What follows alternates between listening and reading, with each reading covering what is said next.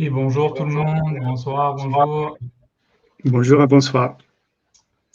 Et bonjour Benjamin, bonjour Bonjour Lucas. à tous, salut. Hello.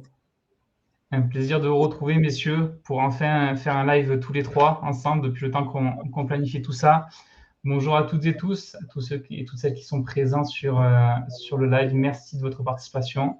C'est un plaisir de vous avoir aujourd'hui, un plaisir d'avoir Lucas et Benjamin avec moi, à mes côtés pour ce live qui se promet très instructif, je l'espère. Je vois qu'on est un petit groupe, c'est super. Comment vous allez, messieurs? Écoute, en grande forme, j'ai un tout petit peu chaud, mais ça va. Au Canada, tu as chaud au Canada? Il fait très chaud en ce moment. Et j'ai pas la clim en ce moment. Enfin bref, je vais pas vous raconter ma vie, mais j'ai très chaud. Nous aussi, il fait très chaud par chez nous. Et Lucas, toi, tu es de quel côté? Moi, je suis banlieue parisienne. Également, Ouais. c'est un peu frais les derniers jours, mais là, ça a redémarré avec 33, 34. Ouais. La rentrée, elle est pas si évidente. Bon, Voilà. écoutez, on se retrouve aujourd'hui pour un tech live un peu particulier. Donc, merci beaucoup encore une fois à Clanic de nous permettre d'organiser ce genre d'événements et de live pour parler de nos métiers et parler du monde de la data, qui sont une passion commune aux trois orateurs de ce soir. Donc, un petit live particulier parce que si je fais une petite introduction du coup à ce tech live, pourquoi on le réalise, je pense qu'on est parti d'un constat, du moins moi je suis parti d'un constat et je pense que Lucas et Benjamin le partagent aussi, c'est que le monde de la data aujourd'hui intéresse de plus en plus de monde. Ça fait quand même pas mal parler, pas mal jaser. On a de plus en plus de notions, de métiers qui sortent, qui existent et la data se démocratise de plus en plus. Et je pense qu'on avait un peu à cœur tous les trois d'expliquer vraiment qu'est-ce que le monde de la data, qu'est-ce que ça implique, quelles sont les opportunités de carrière, d'évolution, de perspective, de reconversion, peu importe. Qu'est-ce que la data peut apporter au quotidien dans votre vie professionnelle et pourquoi pas personnelle. Donc c'est vraiment l'objectif aujourd'hui de ce Tech Live là. On ne se veut pas dans un live qui va être très technique et très avancé, très poussé. On veut vraiment nous vous présenter un peu qu'est-ce que ça implique la data, comment nous on le perçoit, vous faire aussi nous un retour d'expérience sur nos différents parcours, parce que vous le verrez, on a tous les trois un parcours assez différent. Donc, je pense que j'espère en tout cas que parmi les trois parcours, il y en a qui vous parleront, qui vous ressembleront.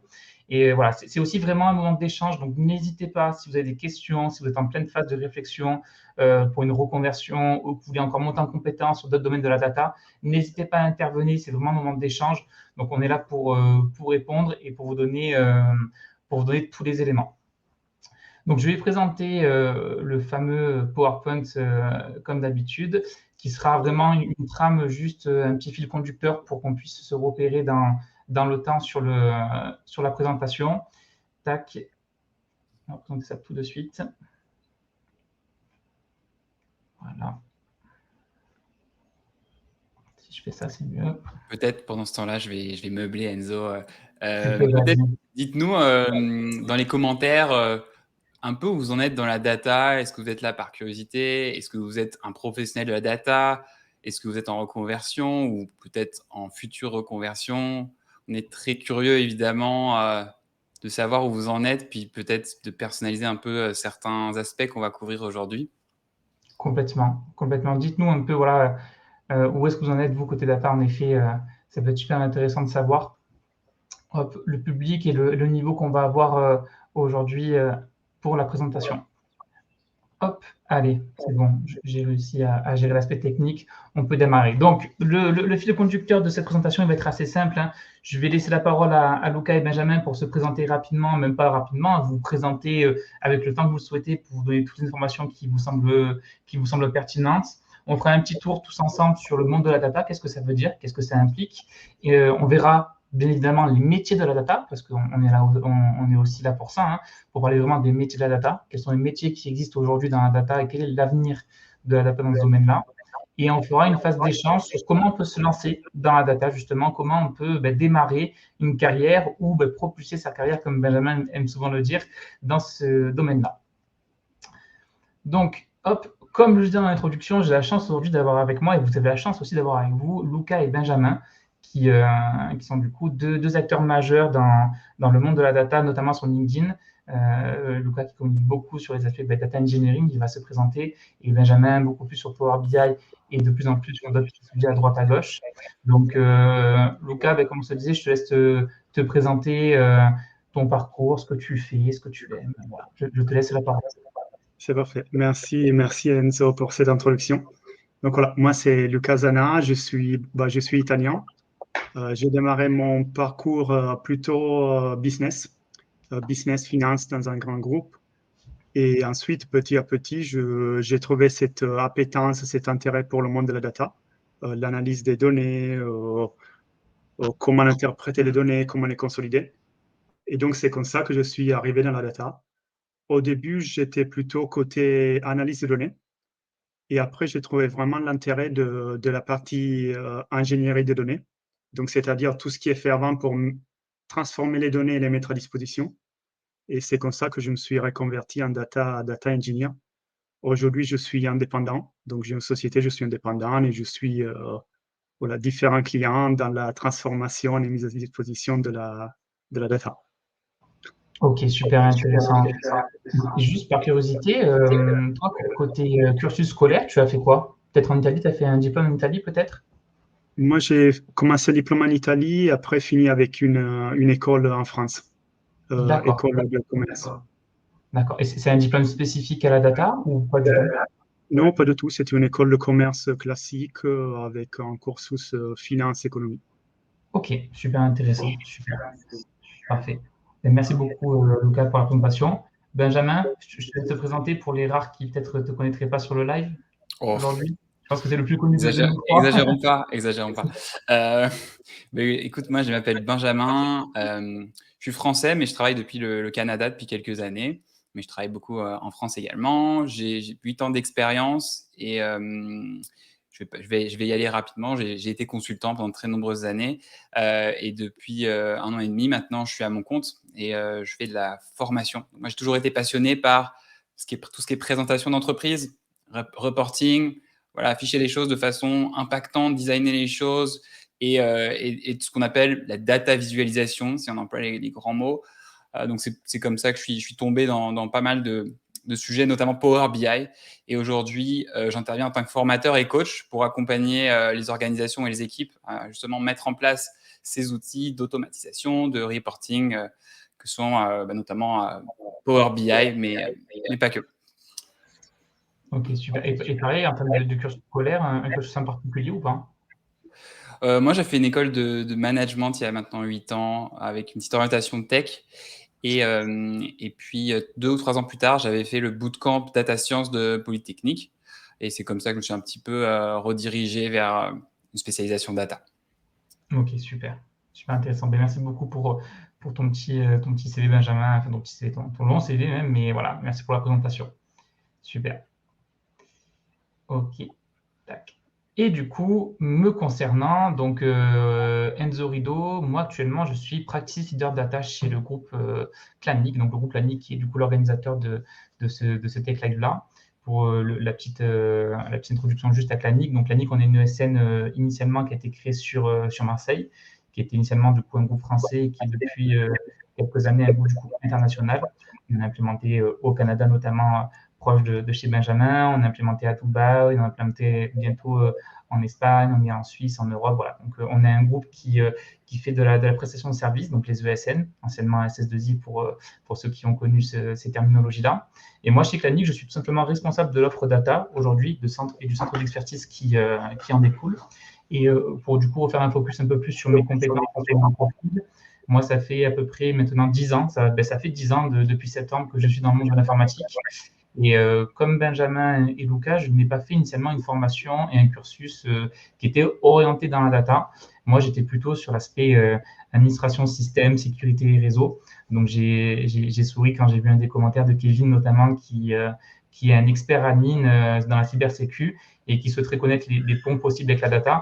Donc, on va pouvoir en parler justement Kevin. Et me concernant, du coup, donc 10 ans que je fais de l'informatique, un peu moins en data, je dirais 8 grosses années que j'en fais vraiment d'une manière très régulière et quotidienne, plutôt orienté dans la BI, sur des technologies SAP et depuis quelques temps sur du Microsoft. Et on le verra par la suite, mais moi dans la BI, j'ai mis les mains dans toutes les différentes strates d'une chaîne décisionnelle qui sont de la récupération des données, l'alimentation, la création des entrepôts de données, jusqu'au reporting, et même comme Benjamin, jusqu'à de la formation. Voilà. Donc, je pense qu'on parlera de nos profils et de voir comment nous, on a pu justement se faire une place dans ce monde-là de la data. Parce que j'ai l'impression qu'on n'était pas tous, on était tous les trois pas du tout dédiés à faire ce qu'on fait aujourd'hui. Donc, c'est top. Ça prouve qu'on peut malgré tout, même si on n'a pas un diplôme d'ingénieur, de l'amiage ou dédié data, on peut malgré tout faire une belle carrière dans ce domaine-là. Voilà. Hop, on passe à la suite. C'est parti. OK. Donc, maintenant que vous nous connaissez un peu plus, je pense qu'il était important qu'on redéfinisse et qu'on redessine un peu tous ensemble qu'est-ce que ça veut dire le monde de la data. Je pense qu'on est d'accord, Benjamin et Lucas. Aujourd'hui, la data, elle est partie prenante dans n'importe quelle structure, que ce soit du privé, du public, une association, peu importe le domaine, le sport, l'e-sport, même, la data fait partie prenante de tous les environnements IT qu'il existe, qui est possible d'imaginer. Sauf que la data, ça veut tout et rien dire. C'est comme quand on dit, ben, moi je suis informaticien, ça veut tout et rien dire. La data, c'est un peu pareil. Et, je vais catégoriser quatre grands domaines qui sont loin d'être exhaustifs, mais qui, je pense, résument malgré tout un peu le visage qu'on peut dessiner de ce monde-là. On va avoir aujourd'hui quatre grands domaines. Le premier étant le fameux big data. Donc, le big data, pareil, hein, depuis les années 2000, on en parle. Tout le monde évoque ce nom-là. On entend un peu des définitions à droite, à gauche. On ne sait pas forcément exactement ce que ça veut dire. On parle de data lake, d'entrepôt de données, mais à quoi ça correspond exactement? Moi, j'aime bien dire que le big data, c'est tous les processus et toutes les technologies et processus techniques qui vont permettre d'appréhender des grosses volumétries de données d'une société, d'une organisation, pour les traiter et stocker dans un endroit dédié. À savoir que le big data, à la différence qu'on verra juste après de la BI, le big data n'est pas fait que pour traiter des données dites structurées, dites classiques, qu'on va retrouver dans une base de données. Le big data est aussi fait pour traiter d'autres typologies de données. Donc là, imaginez tout simplement une entreprise qui a besoin de récupérer des données provenant des réseaux sociaux, de stocker des données provenant de fichiers audio, de fichiers vidéo, peu importe la structure de ces données-là, elle a besoin de les récupérer et de les stocker quelque part. Le big data est fait pour y répondre. Je ne sais pas vous, comment Lucas et Benjamin, justement, vous présentez à vos clients qui veulent comprendre un peu ce que c'est le big data. C'est quoi un peu, justement, de quelle manière vous l'expliquez? Je serais curieux de savoir, justement, c'est quoi un peu, vous, le logique par rapport à ça? Moi, j'aime bien qu'ici, tu as mentionné le volume, mais aussi la vitesse, la variété et la complexité. Parce qu'effectivement, parfois, on parle de big data et tout le monde a en tête des terabytes de données et plusieurs terabytes de données. Lorsque, en réalité, souvent, on ne travaille pas avec des terabytes de données. Parfois, c'est des centaines de mégas de données, des gigas de données. Donc, pour moi, c'est vraiment le big, mais c'est pas forcément dans la taille. Ça peut être la taille, mais c'est pas forcément la taille. Souvent, c'est vraiment la complexité, la variété. Et donc, pour cela, il faut aussi choisir la bonne technologie parce qu'on a des technologies qui sont faites pour travailler avec des quantités de données énormes. Mais dans 80% des cas, les données ne sont pas énormes, sont juste complexes et variées. Je suis complètement en phase. Complètement en phase. Je ne sais pas, toi, Benjamin, si tu es OK avec ça, justement, aussi. Bien sûr, j'aurais du mal à compléter vos deux définitions. Peut-être que, justement, je suis curieux, du coup, de savoir, donc, Big Data, mais on a aussi, du coup, j'allais dire son rival, mais ce n'est pas son rival, c'est plutôt son petit frère, la BI, justement, la BI. Quand on parle de BI, justement, les Québécois parlent d'intelligence d'affaires. Toi, comment tu définis la BI, justement, Benjamin? Bon, la BI, BI, ça veut dire Business Intelligence. Donc, c'est justement toutes ces données qu'on a. On vient de parler de Big Data, on a des données dans tous les sens. Comment on en tire profit? Comment on en fait une utilisation intelligente? Dans le business, il y a une intelligence. La BI, c'est de construire des outils qui vont aider l'entreprise, une équipe ou une direction à prendre les bonnes décisions ou au moins à avoir des informations pertinentes et fiables sur l'activité de l'entreprise, pouvoir prendre le pouls de l'entreprise. Et donc, dans la BI, il y a quand même pas mal de composants qu'il faudrait détailler, mais le plus visible, habituellement, c'est les fameux reporting, qui sont vraiment tout au bout de la chaîne de valeur, les fameux reporting qu'on peut avoir sur des outils. Donc là, tu as listé Power BI, Tableau, ou tout simplement sur Excel. Sûrement, sûrement des gens dans la salle qui ont des cubes, qui accèdent à des cubes sur Excel, ce qu'on appelle des cubes. Donc, c'est de la BI en arrière, mais eux, ils vont simplement faire des tableaux croisés. Et c'est comme ça que je définirais la BI personnellement, c'est d'outiller en fait, d'outiller les équipes, d'outiller les entreprises pour leur permettre d'accéder à la donnée. Je suis complètement en phase. Complètement en phase. Et moi, j'aime bien donner une petite image quand je parle de la BI. Je dis souvent, imaginez vos enfants qui vous demandent de faire une belle maison en Lego et vous avez une grosse boîte de Lego avec toutes les couleurs, toutes les formes mélangées. Et pour faire cette maison-là, vous allez devoir charger à chaque fois le bon petit Lego dans la boîte, qui est au fond de la boîte, la bonne forme, la bonne taille. Aujourd'hui, les données, c'est pareil. Les entreprises ont beaucoup de données qui sont mélangées à droite, à gauche. Et toutes ces données qui sont mélangées, qui ne sont pas traitées et qui ne sont pas mises en relation entre elles, tant qu'elles ne sont pas traitées, stockées quelque part et, on va dire, triées proprement, pour les exploiter et transformer la donnée en information, c'est compliqué. Et c'est là où la BI entre en jeu, justement. Et la BI, c'est vraiment fait pour, moi, je dis toujours, transformer de la donnée en information. Et comme tu disais justement, pour vraiment aider à la prise de décision, on assimile très souvent aussi la BI au pilotage d'activité. Et c'est pas pour rien que très souvent, tout ce qui est contrôle de gestion, finance, etc., touche à la BI parce que c'est fait justement pour fluidifier, faciliter les processus de transformation des données. Voilà. Lucas, est-ce que tu voulais peut-être compléter la partie BI ou ça te semble complet? Moi, ce que je trouve important pour moi, c'est ce que vous avez dit, donc la prise de décision. Parfois, on imagine qu'un tableau, il faut que ça soit très beau avec plein de couleurs, mais dans mon sens, c'est vraiment la prise de décision qui est importante. Donc, souvent, beaucoup mieux de faire des choses simples, mais qui est de la prise de décision, plutôt que des choses très travaillées et très impressionnantes, mais qui aident moins pour la prise de décision. Donc, on est vraiment dans un domaine qui est là pour aider la prise de décision. Si c'est plus beau et plus un peu designé, c'est bien, mais il faut se rappeler que l'objectif, c'est vraiment la prise de décision. Complètement. Complètement. OK. Un troisième domaine du monde de la data, n'hésitez pas en commentaire. Si vous voulez compléter même ce que l'on dit, ne vous censurez pas. Si vous pensez qu'on oublie des choses qui sont importantes à savoir pour bien appréhender ces domaines-là, n'hésitez pas à les préciser. On sera ravis de les mettre en avant justement, parce qu'on ne peut pas tout savoir parfois. Troisième domaine, et pas des moindres. Alors, on ne parle pas tout de suite de data science, je ne vous prends pas à contre-pied, on va parler un peu d'IA. Moi, j'aime bien parler de l'IA dans le monde de la data, même si l'IA n'est pas forcément toujours et tout le temps absolument rattachée à la data.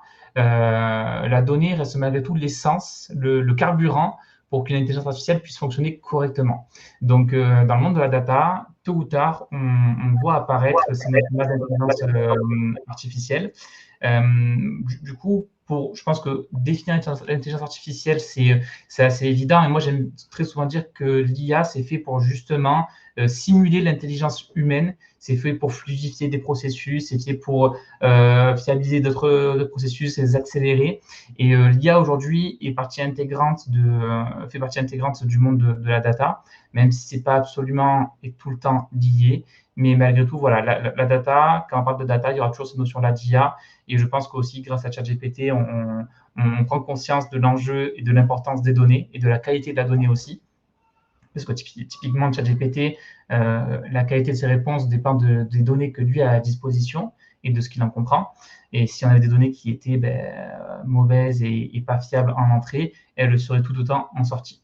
J'aime bien dire en anglais, on dit toujours cheat in, cheat out. C'est exactement ça. Si tu as une donnée qui n'est pas belle en entrée, peu importe si on ne fait pas de traitement, elle ne sera pas belle aussi en sortie. Donc l'IA fait partie, selon moi, intégrante du monde de la data. Vous en pensez quoi justement de ce domaine-là, de l'IA? Je sais pas si vous moi, par exemple, je ne suis pas un expert sur le domaine, je m'y intéresse forcément par extension, mais c'est un sujet qui, pour moi, est indispensable aujourd'hui. Mais vous, c'est quoi un peu votre ressenti, justement? Je m'y lance. Je pense que l'IA, c'est sûrement assez passionnant parce que c'est en train d'avancer vite. On voit des outils comme tu disais, ChatGPT, qui font des choses qu'on n'aurait même pas imaginé il y a 1-2 ans. Cependant, je trouve que parfois, on pense trop à l'IA et moins à la qualité des données. Donc, si on n'a pas des données de qualité, rajouter une couche d'IA, l'IA ne va pas nous donner des réponses si les données à la base ne sont pas les bonnes. Donc voilà, donc pour moi, c'est plus la cerise sur le gâteau que le gâteau même. il faut regarder le gâteau d'abord avant la cerise. À part ça, oui, on peut vraiment faire des choses qu'on n'imaginait pas avant. Une autre réflexion sur ChatGPT, c'est que parfois, ça marche très bien en proof of concept. Donc, pour prototyper, on voit des choses qui sont assez intéressantes. Mais lorsqu'on les met dans des situations réelles, la performance, c'est parfois pire de ce qu'on imaginait. Donc voilà, c'est un petit... il faut y aller, mais parfois, ce qu'on entend pour le marketing, c'est plus de la réalité. C'est exactement ça, c'est votre question du marketing, du commercial en fait, hein, ce qu'on entend très souvent, donc je suis en phase. Ouais, peut-être juste Bien sûr, Benjamin, pour vas-y. compléter, pardon. Aussi, une façon de voir, c'est aussi par maturité, par palier de maturité pour un client, pour une organisation. Parce que là, on parle de big data, donc on va faire beaucoup d'efforts pour stocker les données, pour les amener jusqu'à nos utilisateurs, faire nos premiers rapports. Et au fur et à mesure que la maturité de l'organisation et des utilisateurs va augmenter, on va nous dire, ah, mais tiens, est-ce qu'on ne pourrait pas automatiser ça? Est-ce qu'on ne pourrait pas, par exemple, des clients, est-ce qu'on ne pourrait pas automatiquement, plutôt que manuellement les taguer, est-ce qu'on ne pourrait pas automatiser ce genre de procédure? Et dès que ce genre de mot vient dans la conversation, ce qui est intéressant, c'est qu'aujourd'hui, on a tellement mentionné ChatGPT, mais il y a plein d'autres outils sur étagère, par API par exemple, même des organisations qui n'ont pas de data scientist avec 20 ans d'expérience, plein d'outils sur étagère, avec toutes les limites que Lucas a commencé à introduire, hein, toutes les limites, tous les biais que ça peut poser, etc.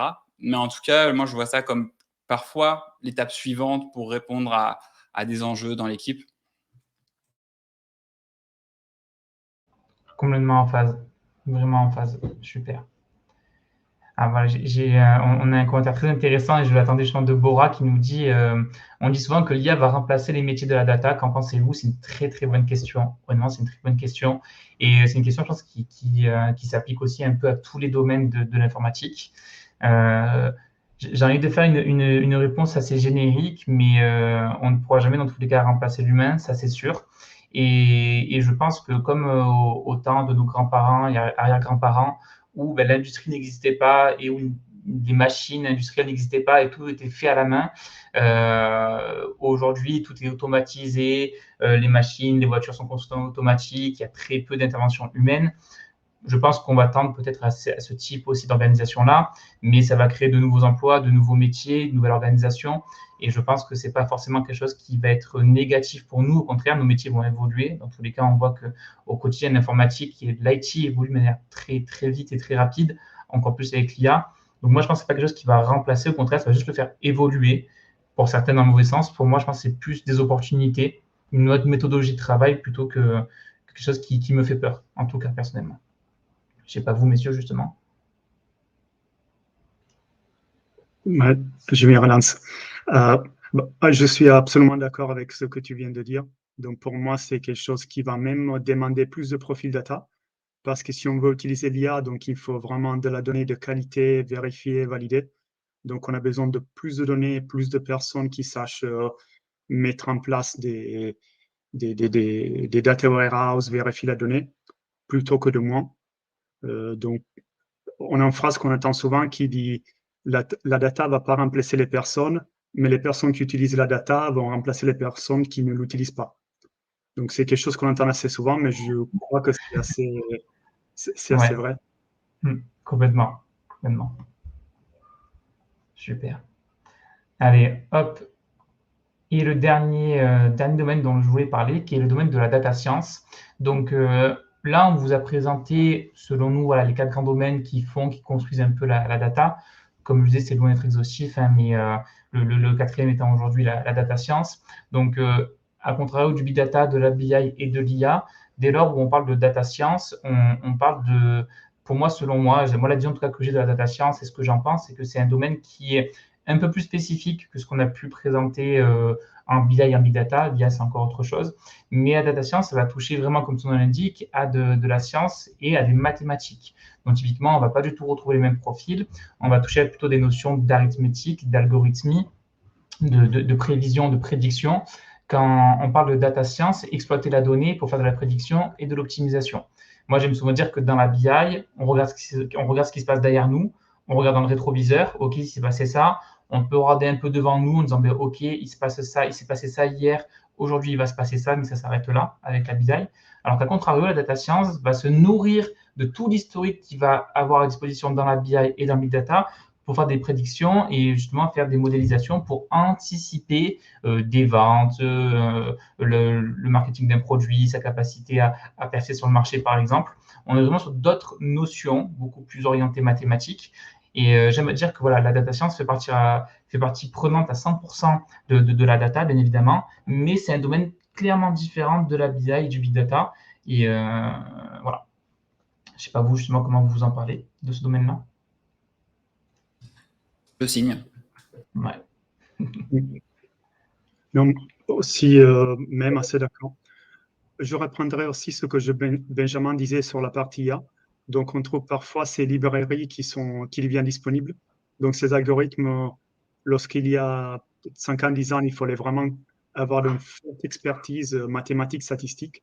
Là, parfois, on peut reprendre les algorithmes et juste le plaguer sur nos données. Donc, d'un côté, ça va se simplifier. De l'autre côté, il y a un risque parce que ça devient si simple d'utiliser ces algorithmes que parfois on ne comprend pas les biais des algorithmes et les hypothèses que ces algorithmes font. Donc parfois, c'est le risque qu'on va appliquer les algorithmes sans vraiment comprendre ce que ça implique derrière et qu'on prend les résultats comme c'est ça, si c'est la vérité, lorsque ça, potentiellement, ça ne l'est pas. Complètement. Ça, de toute façon, c'est un peu le syndrome ChatGPT, c'est que si tu sais pas quoi demander à ChatGPT, si tu n'as pas un minimum de connaissances sur le sujet, tu vas vite être largué. Et en fait, il faut savoir quoi lui demander et puis il faut savoir le cadrer un minimum pour que ce soit vraiment efficace, en tout cas aujourd'hui, en 2023. En phase, complètement. Vraiment d'accord. On peut faire un exemple que je trouve que c'est assez parlant. Si on va développer un algorithme de data science, par exemple, pour analyser des photos et les pièces, des pièces qui peuvent avoir des problèmes. Donc, je sais pas, 1% des pièces qu'on produit, ils ont des problèmes, il faut pas les vendre. L'algorithme va essayer de minimiser l'erreur. Ça veut dire, va essayer de faire des prédictions qui sont vraies dans la majorité des cas. Et parfois, si on lui donne toute la donnée, avec 99% des photos qui sont avec des pièces qui sont bonnes et 1% qui est fausse, parfois l'algorithme peut apprendre à dire toujours que la pièce est bonne, et l'algorithme, il aura raison dans 99% des cas, et on aura un résultat, on dira l'algorithme est bon dans 99% des cas. Mais dans ce cas, il n'a rien appris. Il a juste appris à dire que toutes les pièces sont bonnes. Donc, parfois, si on ne comprend pas les bases et comment ces algorithmes sont développés, on risque de mettre un algorithme, voir un résultat qui nous plaît, qui est bon et dire voilà, on a trouvé un bon algorithme. Donc, ce n'est pas forcément le cas. Complètement. Et c'est là, je pense, que tu lèves un point très important. C'est là toute l'importance de comprendre les concepts globaux qui gravitent autour de la data et autour de la data science et pas tout de suite partir sur un outil ou un algorithme. C'est de comprendre vraiment les statistiques, comment ça marche, la modélisation, comment ça marche, quels sont les algorithmes qui sont les plus performants et de vraiment comprendre l'environnement global. Super monsieur, merci beaucoup pour ces compléments, c'était super intéressant, très instructif. N'hésitez pas à nous dire dans les commentaires quels sont les domaines qui vous parlent le plus parmi ces 4 domaines-là, et s'il y a un autre domaine, un 5e, un 6e qu'on n'aurait pas évoqué, dans lequel vous travaillez ou qui vous intéresse, n'hésitez pas, on pourra en discuter. Je vous propose d'avancer sur la petite présentation et on va parler maintenant des métiers de la data, parce qu'on a parlé des domaines, donc BI, Big Data, IA, Data Science, mais on va parler des métiers. Parce qu'aujourd'hui, je pense que même moi, des fois, je vois chez mes clients ou avec mes candidats, on a du mal des fois à comprendre la différence entre un data analyst, un data engineer, un data scientist, quelles sont les responsabilités de chacun, justement, quels sont leurs domaines d'activité, quels sont leurs périmètres. Donc là, le but, c'est qu'on puisse parler de ces trois profils-là. Hop, j'avance tout de suite. Donc, le premier profil qu'on connaît et qui est le plus courant dans ce domaine-là, c'est le fameux ou la fameuse data analyst qu'on retrouve très souvent. Donc, moi, pareil, quand je parle des data analysts, quand je veux l'expliquer assez facilement et assez simplement, pour moi, le data analyst, c'est la personne qui veut venir exploiter et créer les données qu'on lui met à disposition. Donc, qu'on lui met, je spoil un peu, mais que lui met à disposition un data engineer pour venir créer du reporting et apporter de l'information à ses utilisateurs ou à ses clients.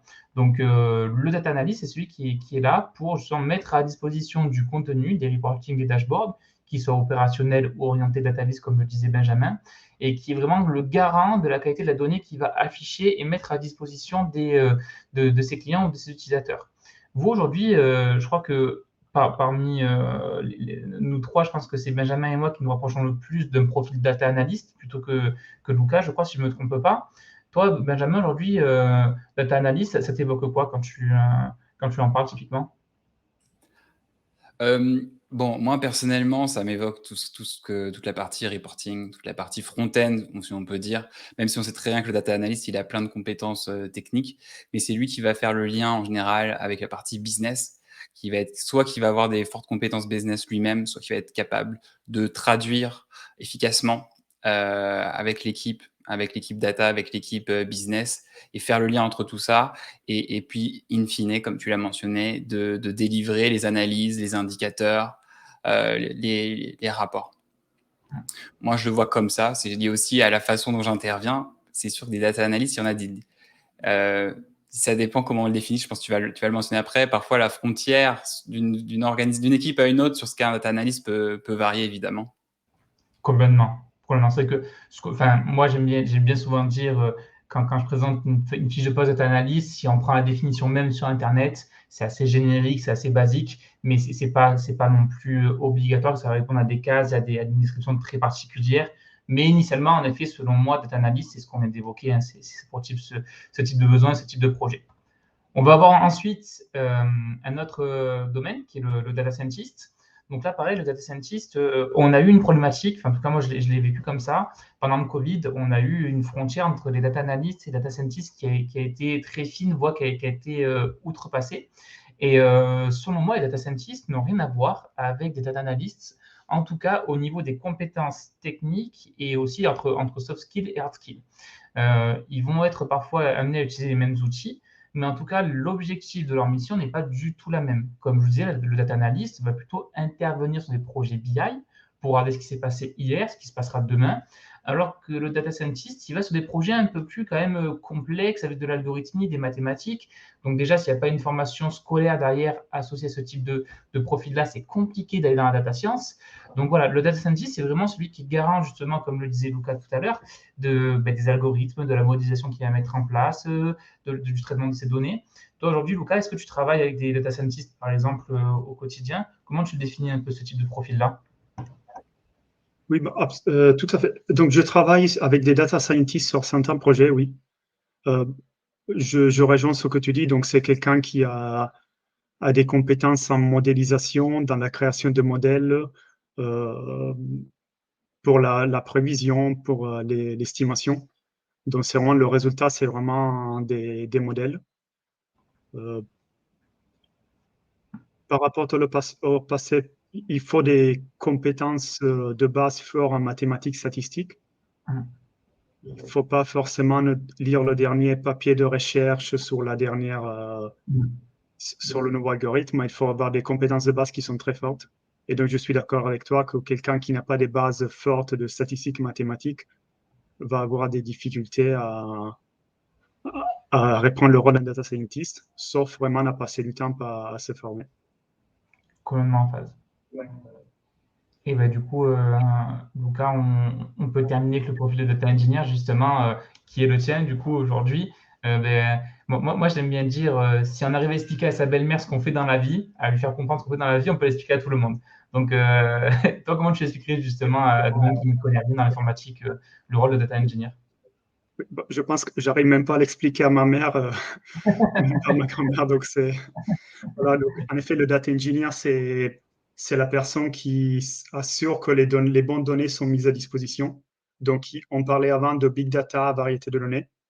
Donc, l'entreprise a des données variées qui sont des données numériques, du texte, des feedbacks en ligne, des sensors. Donc, on a plein de variétés de données qui se rafraîchissent ou pas avec le temps. Et l'objectif de data engineer, c'est de regrouper toutes ces données, les mettre ensemble, créer un modèle de données, donc les structurer, pas juste les mettre dans un endroit, mais créer un modèle qui puisse être utilisé après par les data analysts et les data scientists. et s'assurer que le data analyst et le data scientist, ils aient toujours les bonnes données à disposition au bon moment. Oui, totalement. Moi, j'aime bien dire que les data engineers sont un peu les plombiers de la data et qui sont là pour faire la tuyauterie, justement, tout ce qu'on ne voit pas, c'est vraiment la face non visible de l'iceberg. Et ils sont vraiment là pour faire transiter les données d'un point A vers un point B. Et dans ce transit-là, justement, dans ce chemin, il y a tous les traitements de nettoyage, de fiabilisation de la donnée qui est importante. Et c'est vraiment le rôle du data engineer. Donc là, par rapport, voilà, pareil, je vais un peu accélérer parce que je vois qu'on commence à bien avancer dans l'heure de présentation. Ces métiers-là, bien sûr, ces 3 métiers-là, ce ne sont pas du tout les seuls 3 métiers du monde de la data, heureusement d'ailleurs. Je vous ai mis quelques exemples qu'on va avoir en dessous d'autres métiers qui existent, qui, pareil, n'est pas du tout une liste exhaustive. Il y a tellement de terminologies, de noms qui sont créés au quotidien. Mais dans l'idée, voilà, on a quand même 3 grandes catégories qui se distinguent et on a quand même des noms de postes qui reviennent en permanence, hein, data analyst, data scientist et data engineer. Donc voilà un peu les métiers aujourd'hui qui se dessinent à vous, qui s'offrent à vous lorsque vous souhaitez vous lancer dans la data. Voilà, vraiment, je précise bien, c'est pas du tout exhaustif. Le but, c'est pas de vous présenter tous les métiers, de faire leur fiche de poste, mais dans l'idée, c'est voilà, quand même la majorité des postes que vous retrouverez seront parmi cette liste-là ou parmi ces 3 profils. Hop. Si on avance un peu du coup dans la présentation, je vous enverrai du coup la présentation, mais là c'est juste à titre vraiment d'information, on ne va pas parcourir toutes les infographies, mais moi je l'ai partagé 2-3 fois sur LinkedIn aussi, comment devenir data analyst, comment devenir data engineer. Et pour illustrer mes propos, souvent sur mes posts LinkedIn, j'utilise des infographies qui ne sont pas du tout de moi. Je ne m'attribue pas les mérites de ces belles infographies. Mais voilà, il y a plein d'infographies qui existent sur Internet qui expliquent encore plus précisément ce qu'on vient de dire, la différence qu'il va y avoir entre le data analyst, le data engineer, mais aussi typiquement avec le data scientist, les attentes au niveau des compétences techniques et au niveau des savoir-être aussi qu'on peut avoir sur ces types de profils-là. Donc n'hésitez pas à vous renseigner. Là, on rentre plus en mode conseil pour toutes celles et ceux qui souhaiteraient se lancer dans la data, de bien comprendre l'intérêt et les enjeux de chaque métier pour ensuite en choisir un. C'est plus que primordial. Et là, on passe, j'ai oublié une petite transition pour faire un peu plus fluide, mais on passe sur une autre slide que Benjamin nous propose justement, qui va un peu récapituler les grandes étapes d'un projet data. Mais avant ça, Benjamin, on a une petite question de Bora, donc qui sera peut-être pour Benjamin et pour Lucas, qui demande: peut-on dire que le data engineer est un développeur?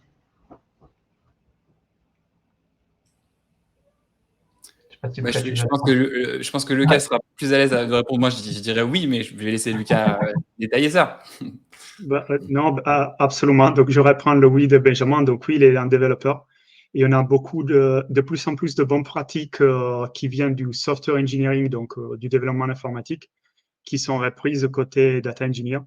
Donc, tout ce qui est les CI/CD, donc les flows de validation du code de la développement de la plateforme de développement jusqu'à la production. Donc, on a de plus en plus de bonnes pratiques qui sont reprises du développement informatique vers le data engineer. Par contre, ça reste beaucoup lié à la data. Donc, lorsque un développeur, ce qu'il fait, c'est générer du code et vérifier son code. Ici, on a du code, mais aussi de la data, qui est différent, qui est une bête différente, parce que lorsque le code, on l'écrit, on peut le vérifier, on le valide et c'est figé. La data change tout le temps. Donc, ça rajoute une complexité en plus et différente par rapport à ce qu'un développeur informatique va faire. C'est vrai que je trouve que les data engineers, notamment avec les outils Hadoop, Spark, etc., on a souvent des notions de Java aussi qui reviennent parfois. Donc, c'est vrai qu'il faut avoir une appétence quand même pour être à l'aise avec les notions de développement pour s'en sortir au mieux, je dirais.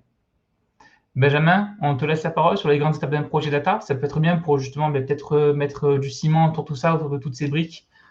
Expliquer un peu, voilà.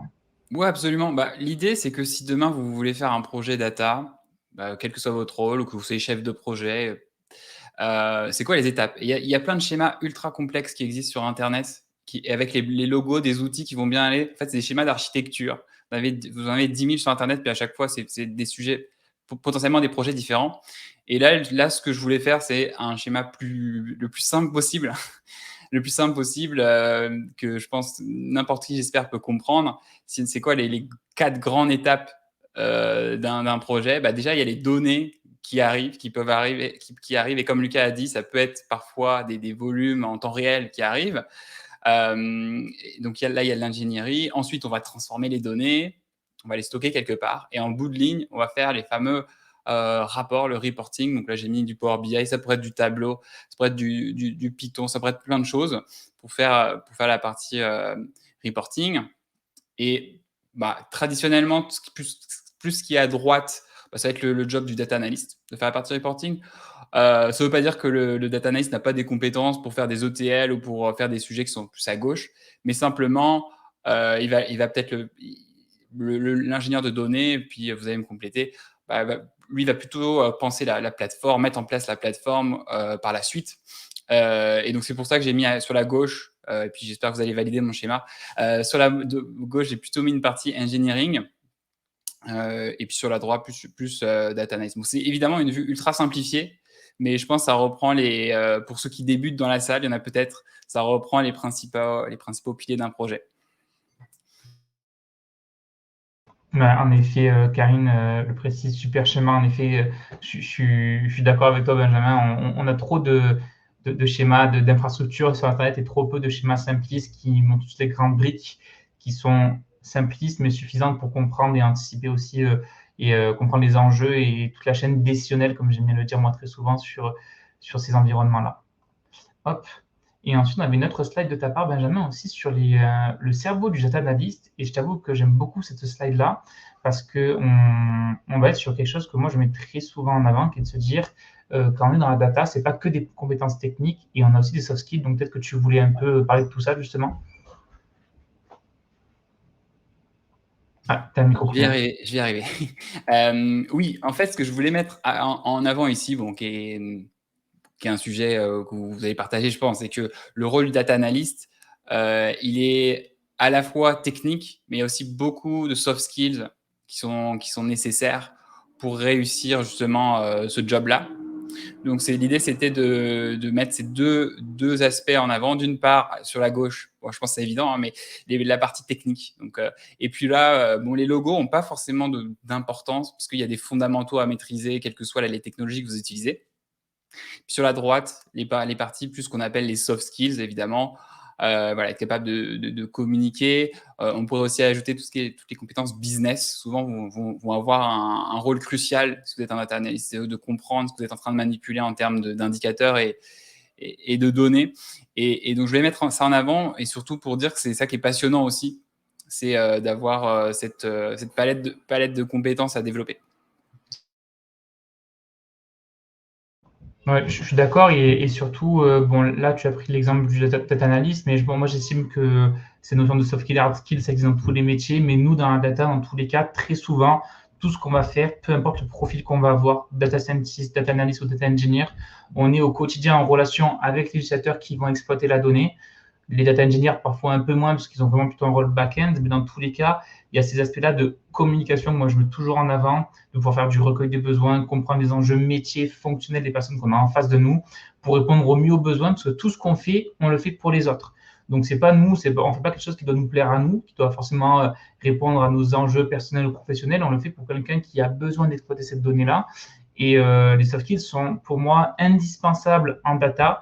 Même parfois, une personne qui va avoir moins de compétences techniques, mais qui a des énormes soft skills, pour moi, ça a même plus de valeur parfois que le contraire. Typiquement, qu'un expert, mais qui n'a aucun soft skill de communication, de pensée critique. Moi, je rajouterais deux mots sur la partie auto-formation. Effectivement, parce qu'on a les technologies qui évoluent en vitesse très rapide. D'un côté, c'est les technologies qui évoluent, donc il faut forcément se auto-former. Il n'y aura jamais des cours, les cours de l'école ou les cours qu'on va prendre, ils ne vont jamais couvrir toutes les dernières évolutions. Et aussi côté data, parce qu'on a de plus en plus de nouveaux types de données, des nouvelles choses qu'on analyse. Donc, ce n'est pas tout ce côté technique, c'est aussi côté data. Qu'est-ce qu'on analyse, quels sont les types d'informations qu'on regarde. Donc, pour moi, l'auto-formation pour quelqu'un intéressé à la data, c'est vraiment très, très, très importante. Complètement. Merci beaucoup, Lucas, pour le complément d'information. Je vous propose qu'on passe sur la dernière partie justement de ce Tech Live-là, et c'est de se dire, OK, on vous a présenté assez rapidement les différents domaines qui existent dans la data, on vous a présenté les métiers qui existent aussi. Et maintenant, comment on se lance? Comment on démarre vraiment dans la data quand on part de zéro? Alors moi, typiquement, j'ai un profil à l'époque de mon bac, j'ai fait de la communication de la ressources humaines, j'ai fait ensuite un BTS en informatique, sécurité réseau, donc rien à voir. Donc j'ai eu la chance, entre guillemets, de toujours baigner dans l'informatique. Donc la passerelle s'est fait assez naturellement par le système, par le biais du système. Mais voilà, si demain on a envie de se lancer, comment on peut faire? Donc là, j'ai arbitrairement, entre guillemets, dessiné 6 grandes étapes qui, comme tout le reste de la présentation, ne sont pas exhaustives, qui sont amenées à évoluer en fonction du contexte. Mais voilà, ce sont, je pense, ces étapes qui sont, selon moi, les plus importantes à connaître. Et pour moi, la première étape, si demain on souhaite vraiment se lancer dans la data, c'est de choisir son domaine. Alors, quand on dit choisir son domaine, c'est sur les 4 grandes briques qu'on vous a montrées, c'est de dire, OK, moi, qu'est-ce qui m'intéresse? Est-ce que c'est plutôt la partie Big Data comme Luca? Est-ce que c'est plutôt la partie BI comme Benjamin va le faire, avec aussi un peu de data science parfois? Ou est-ce que c'est plutôt la partie IA qui m'intéresse? Le tout est de choisir. Je ne sais pas ce que vous en pensez, Benjamin, mais moi, en tout cas, je ne connais personne qui est expert Big Data, expert BI, expert IA et expert data science. Alors, soit c'est un charlatan, ou soit c'est vraiment quelqu'un qui est exceptionnel, et ça, auquel cas, c'est hyper rare. Mais en tout cas, je ne connais personne qui maîtrise ces 4 domaines-là. Donc, je pense que la première étape, c'est une fois qu'on a bien compris quelles sont les 4 grandes briques de la data, dans quel domaine moi je souhaite m'investir. Je ne sais pas vous si vous commenceriez par là, justement, mais moi je pense que c'est quelque chose qui est primordial, malgré tout, d'avoir une idée claire de ce que l'on fait. Ah, Oui. on a perdu Benjamin. Je laisse compléter Luca le temps que Benjamin revienne. Oui, on attend qu'il revient.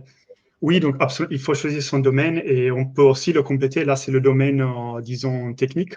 On peut le compléter par une expertise. Donc, si on a travaillé dans le passé dans une industrie ou dans une fonction, on connaît bien le marketing ou la finance ou autre, on peut compléter avec une expertise BI plus finance ou data science plus marketing.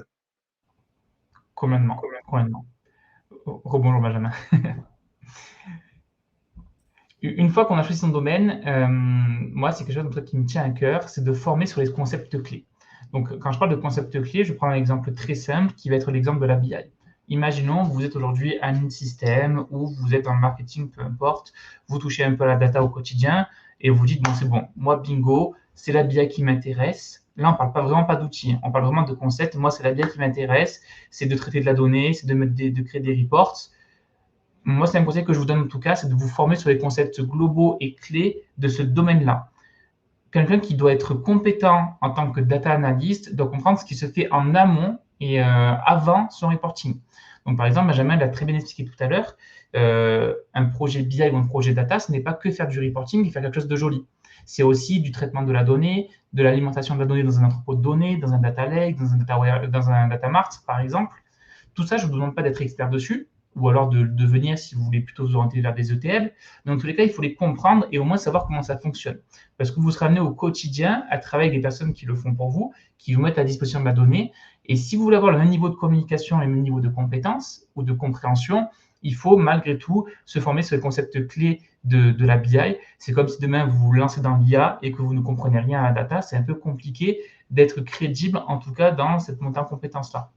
Donc je pense que, je ne sais pas vous, messieurs, mais moi, je pense que se former sur les concepts clés, sans parler d'outils, encore une fois, c'est vraiment se former sur les concepts clés, comme LinkedIn peut le proposer, hein, les bases de la BI ou les bases du Big Data, je pense que c'est primordial, c'est très important. Ouais, bon, bien sûr, et évidemment, c'est important. Puis, c'est plutôt de la culture et en général, ça vient naturellement que tu vas être exposé à des informations qui ne sont pas directement ton cœur de ce que tu es en train d'apprendre ou ce que tu es en train d'exercer. Mais tu vois un petit peu ce qui se passe, tu vois les technologies qui sont émergentes, des choses comme ça. Puis j'imagine, ça fait longtemps que je n'ai pas postulé un job, mais j'imagine que c'est aussi des choses qu'on va tester sur toi, même si ce n'est pas ton sujet immédiat. On va quand même tester si tu as un minimum de compétences. Donc ouais, c'est clairement, je valide clairement ce que tu dis. Super. Ensuite vient le fameux choix de la technologie. Donc là, pareil, pourquoi je trouve que c'est important de choisir aussi une technologie, c'est qu'aujourd'hui, sur le marché, quand on prend l'exemple de la BI, par exemple, On va avoir de grands outils qui vont se dessiner avec Tableau, Qlik, Power BI, du Excel aussi parfois. Je pense qu'il faut aussi faire un choix, évidemment, d'un outil sur lequel on souhaite s'investir. Bien sûr, en fonction, il y a quelqu'un qui a fait un très bon commentaire. Malheureusement, je n'ai pas le nom qui apparaît sur le live, mais voilà, concernant les métiers, le domaine d'activité, les expertises recherchées dépendent également des entreprises. Cette remarque-là qui est très pertinente s'applique aussi sur le choix de la technologie en fonction de l'endroit où vous êtes dans le monde, en France, même dans des régions françaises ou à l'étranger au Canada, les technologies sont plus ou moins présentes, plus ou moins dominent le marché. Et je pense qu'il faut aussi s'adapter au contexte qu'il y a autour de nous, de s'adapter à son environnement et de choisir des technologies qui ont le vent en poupe. Donc là, faire le choix d'une technologie, se former dessus. Vous formez par exemple avec Benjamin sur du Power BI et tous les contenus qu'il met à disposition, ou vous formez sur Python avec tout ce que propose Lucas sur LinkedIn. C'est quelque chose qui est très important et qu'il faut faire à tout prix. Dans tous les cas, on parle de technique tôt ou tard. Donc, se former sur les technologies, ça relève quand même de la logique la plus absolue. Et ensuite, moi, c'est quelque chose que je conseille très souvent, c'est de pratiquer. Et de pratiquer comment? De pratiquer avec des challenges. Alors, ça, je vous laisserai me répondre, Lucas et Benjamin, mais je sais qu'en tout cas, des challenges, par exemple, en BI, pour créer le plus beau rapport Power BI ou le rapport Power BI le plus pertinent, ça existe. Et du coup, ça vous permet, vous, de manipuler les données dans un contexte cadré dans le cadre d'un challenge. Je ne sais pas s'il y a ce type de challenge-là qui existe, Lucas, dans le Big Data, par exemple. Mais je sais qu'en tout cas, moi, la première chose qu'on me dit quand on veut faire une reconversion, c'est on me demande, Enzo, OK, moi, je veux me reconvertir en data, mais je n'ai pas de matière pour travailler, pour avoir du concret. Donc, je réponds toujours, les challenges sont évidemment les plus accessibles. Mais je ne sais pas si côté Big Data, ça existe, Lucas. Côté data engineering, j'en connais pas. Après, on peut élargir un peu si on dit que des challenges, c'est un peu des projets. Dans ce cas, oui, ça existe. On peut. En effet, l'idée data engineering, c'est de prendre des données, les transformer, les nettoyer, les stocker dans un entrepôt de données ou un data lake. Dans ce cas, on peut choisir des données qui nous intéressent, que ce soit tout. Par rapport à ce qu'on est passionné, on est passionné de foot, on peut télécharger des données du foot, des jeux vidéo, de ce qui nous intéresse, les nettoyer, les prendre de différentes sources et à la fin les stocker. Complètement. 5e étape pour se lancer, et pas des moindres, je pense que vous serez encore une fois d'accord avec moi, mais c'est de se construire un réseau et s'entourer aussi d'experts, de se mettre en relation. LinkedIn est selon moi une plateforme qui permet de faire ça. Justement, elle est idéale pour ça, de rencontrer et de connaître les experts du domaine dans lequel on souhaite s'investir et vraiment investir notre temps professionnel et personnel. Donc, se construire un réseau et s'entourer d'experts, ça paraît assez évident, mais ça reste indispensable et c'est bon de le rappeler aussi. Donc, ça passe par suivre des personnes comme Benjamin et Lucas, me suivre aussi sur les réseaux pour être tenu au courant de toutes les dernières nouveautés. Parce que, comme je disais, ça évolue très vite et parfois avoir ce temps-là de faire de la veille technologique en permanence, on n'a pas forcément tout le temps. Et on a des personnes qui le font pour nous, on le fait pour vous aussi, donc n'hésitez pas à en profiter. Et ensuite, indispensable, c'est ce que je dis à chaque fois, une fois que vous en êtes arrivé à la 6e étape, c'est de passer les certifications.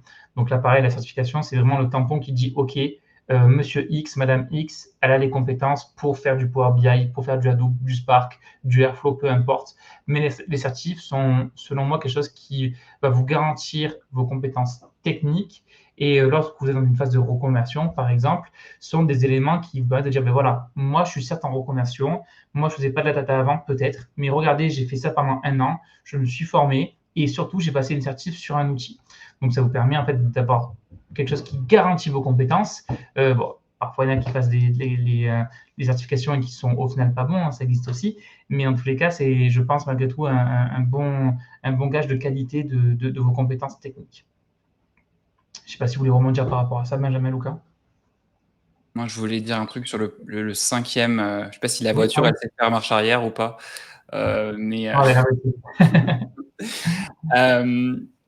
Ouais, aussi un bon moyen de se démarquer, c'est de publier sur LinkedIn, même si vous débutez en fait, et de partager votre apprentissage.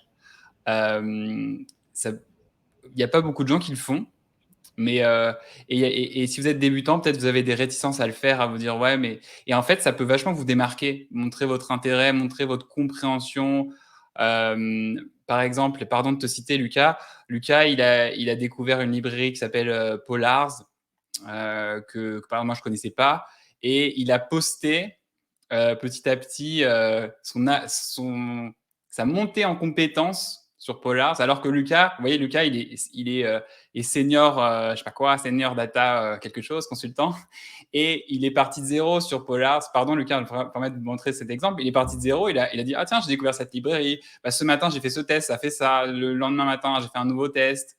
Et je connais, par exemple, je connais personne qui a parlé autant de Polars qui est une librairie assez peu connue, mais je vais tout de suite penser à Luca, par exemple. Et je pense que c'est vraiment une super opportunité. Si par exemple vous apprenez à faire du Power BI, ça rejoint Enzo ce que tu disais, de se donner des challenges. Vous pouvez vous donner un challenge personnel, genre je télécharge un dataset, je sais pas moi, de films ou de sport ou de météo, ce que vous voulez. Je me suis amusé à faire un dashboard. Partagez-le, dites voilà, vous en pensez quoi de voici. Et je vois plein de gens. Je vois quelques gens qui disent voici mon premier rapport sur Power BI. Mais c'est une super idée parce qu'il y a plein de gens qui vont vous encourager. Et au final, il n'y a pas tant de gens qui postent sur LinkedIn, donc ça peut être vraiment une façon de vous démarquer. Oui, c'est une très très bonne remarque. Oui, et en effet, je te rejoins sur Polar justement avec Luca. Moi, je n'ai jamais entendu parler auparavant, enfin si, mais vraiment très vaguement. Et c'est vrai que maintenant, dès qu'on m'en parle, je dis voilà, c'est Luca, c'est bon. Tu as besoin d'informations, on va voir Luca. Moi, je ne sais pas, c'est Luca qui sait. Non, je pense effectivement, ça permet vraiment, en même temps, vous apprenez quelque chose, vous le montrez aux autres. Et après, je crois que parfois, il y a de la réticence, on ne veut pas aller poster des choses pour lesquelles on n'est pas sûr à 100%. Mais ça, vraiment, c'est vraiment pas un problème. Il y aura peut-être la personne qui va vous corriger, mais c'est très bien, ça va vous aider à apprendre quelque chose. Et sinon, voilà, vous aiderez quelqu'un d'autre à apprendre. Et comme disait Benjamin Lorenzo, ça va vous démarquer par rapport aux autres parce que quand quelqu'un va penser à un librairie, un outil, à quelque chose que vous avez posté, ils vont penser à vous, ils vont vous contacter. Ça peut donner des opportunités de travail, des opportunités de partage d'idées, d'élargir son réseau. Complètement. Super, merci beaucoup Lucas pour le complément. Je pense qu'on peut passer aux questions. Il nous reste 2 minutes, on en a quelques-unes. On a par exemple Nicolas qui nous demande en tant que BizDev ou avant-projet, avec qui travailler pour définir les données à récolter qui seront ensuite analysées. Les data analysts ou data scientists, si vous me permettez, je viens faire une première réponse. Je dirais que définir les données à récolter, c'est ni les data analysts ni les data scientists qui doivent le faire, c'est plutôt les utilisateurs qui vont consommer la donnée, justement. Comme je disais tout à l'heure, on n'est pas là pour justement deviner vos besoins et, entre guillemets, imaginer ce qui vous plairait. Le but, c'est de livrer quelque chose, un rapport, une information qui va être consommée, qui est faite pour l'utilisateur. Donc, on va travailler en effet avec les data analysts pour ensuite identifier comment les récupérer, etc. Mais en tout cas, la définition même des données à récolter, c'est vraiment l'utilisateur qui doit, avec l'aide des métiers de la data, le faire, je pense.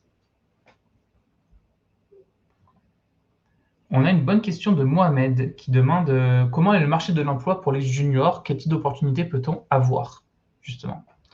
Alors peut-être que vous, Lucas et Benjamin, vous avez peut-être un peu moins de visibilité par rapport à ça vu que vous êtes indépendant. Je ne sais pas si vous en avez un peu par rapport à cette question. Étant indépendant, un peu moins. Je pense ce que je vois en parlant avec des personnes, c'est qu'il y a beaucoup de profils qui se reconvertissent à la data. Donc, je pense que ce que tu disais avant, Enzo, c'est de vraiment se spécialiser. Se spécialiser, choisir quelque chose, vraiment se concentrer là-dedans pour pas être un data généraliste, quelqu'un qui connaît un peu de SQL, un peu de Python, un peu de Power BI. Donc, vraiment, pour moi, la spécialisation, c'est ce qui est important. Mais j'ai moins de recul ne cherchant pas de travail et n'embauchant pas des personnes. Moi, je dirais que, comme le disait la personne tout à l'heure, le domaine d'activité, le secteur dépend beaucoup de choses. Moi, en tout cas, ce que je sais, c'est que dans le monde de la data, on a un manque de main-d'œuvre. On a du mal à trouver des personnes qui sont compétentes, qui répondent aux enjeux techniques et fonctionnels aussi. Donc, moi, je dirais que les opportunités, il y en a. Il y a 8 ans de ça, quand j'ai commencé dans le monde de la BI, vraiment, je me disais, ben, j'arrive au bon moment, dans la vague, je suis au plus haut et c'est vraiment là où on a beaucoup de besoin de data et ça va s'estomper. Et en fait, d'année en année, ben, avec l'arrivée de l'IA, d'autres domaines, ben, les profils data sont de plus en plus demandés.